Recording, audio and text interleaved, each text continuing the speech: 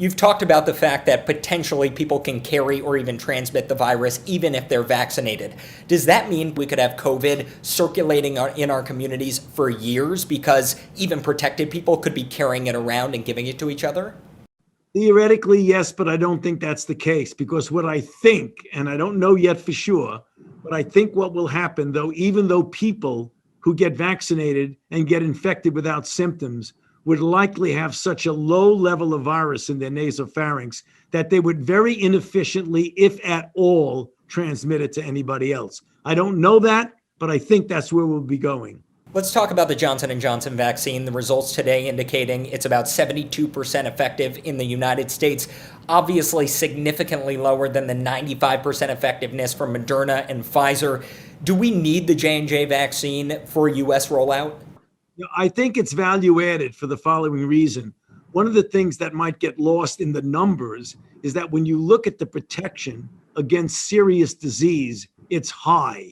It's 85% or more. And in fact, if you look at hospitalizations and deaths, there really were none in the vaccinated group. So even though the number makes you raise your eyebrow and say, well, there's a big difference between 72 and 95, practically speaking, if the only thing you're worried about is keeping people out of the hospital and not getting people seriously ill, there clearly is value added with the Johnson & Johnson. You've mentioned a potential return to normalcy or some semblance of it by fall. But of course, now we're looking at some dangerous new strains that potentially these vaccines are less effective against. Do you believe these strains are potentially going to delay our return to normalcy into next year? It is conceivable that if the vaccines that we have don't do a reasonably good job in suppressing those, that we might take a bit longer to get into herd immunity. The one thing that was positive news in some sobering news that mutants do occur is that we can be pretty much nimble in modifying vaccines like the mRNA and even the adeno to make them address directly mutants like the South African mutant. But are you worried about keeping up given how many strains we're already looking at?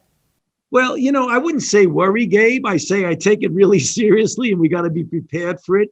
I believe that once you get a massive amount of people vaccinated globally, one of the best ways to prevent viruses from evolving into mutations is to dampen greatly the level of virus replication in the community.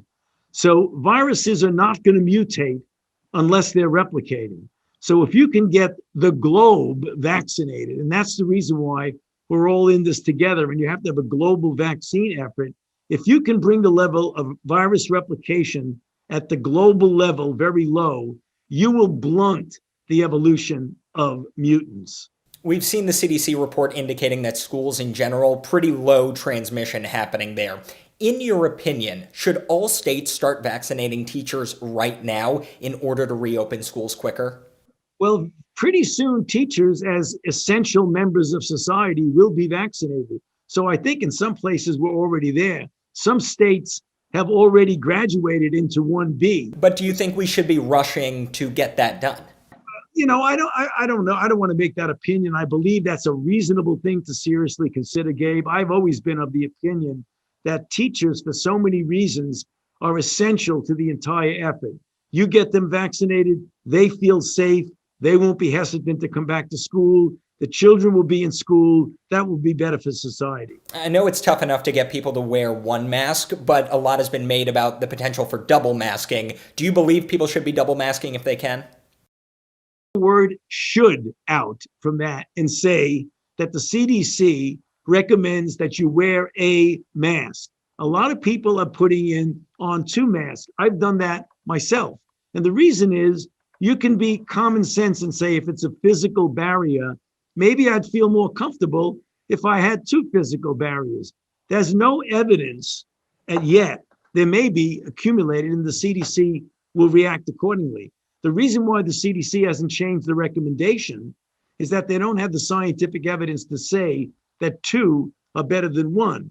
But if a person wants to put on 2 masks, I see no reason to tell them not to. The caseload appears to be dropping, trending in the right direction.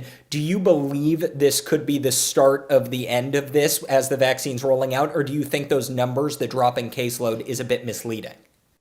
I don't think it's a bit misleading, but I think there's going to be a lag before you see decreases in hospitalizations and deaths. If we can keep the numbers going down and we could stay a step ahead of the mutants, I think we could conceivably see that come down and down and down as more and more vaccines get rolled out. Because as we get into February, March, April, May, and June, you're going to have a lot more vaccines that are going to be put into people's arms. And that's the thing that's going to keep that trend going down. We've heard from people who are concerned about side effects, things like that, from the vaccines, asking how to prepare. Do you think people should be taking Tylenol, any medication, to be ready when they're getting vaccinated that day? I'm not sure about pre-medication, but I think if you feel a little discomfort, I know people have been talking about, well, you don't want to take any medications at all.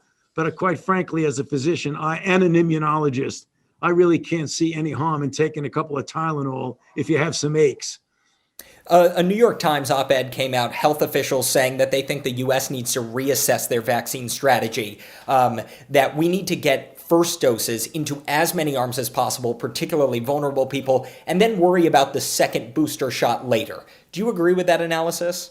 Yeah, I think that's exactly what we're doing. And we're getting closer and closer to doing that and not having vaccines sitting around waiting and doing nothing with them.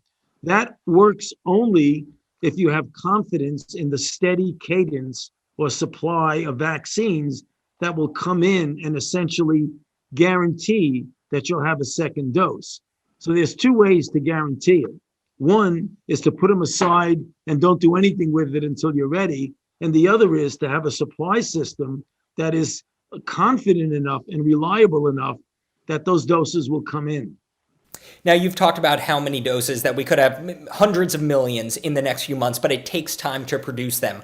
Are there any tools that the government could use, like the Defense Production Act right now, in order to produce more vaccines quicker, in order to roll it out faster?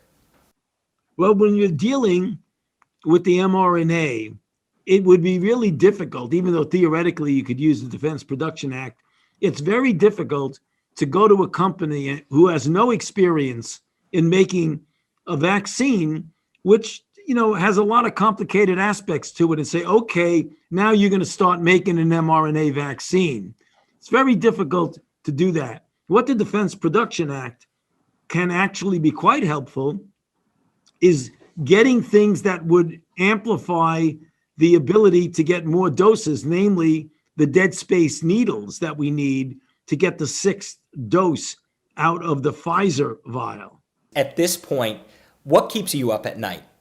Well, the thing that I would say I take very seriously and in some respects does, occupy a good part of my mind is to being something that you just alluded to a little while ago, to make sure that we stay ahead of these mutants as they evolve. And the way to do that is to get as many people vaccinated as quickly as you possibly can. So mutants are always an issue that you have to be concerned about.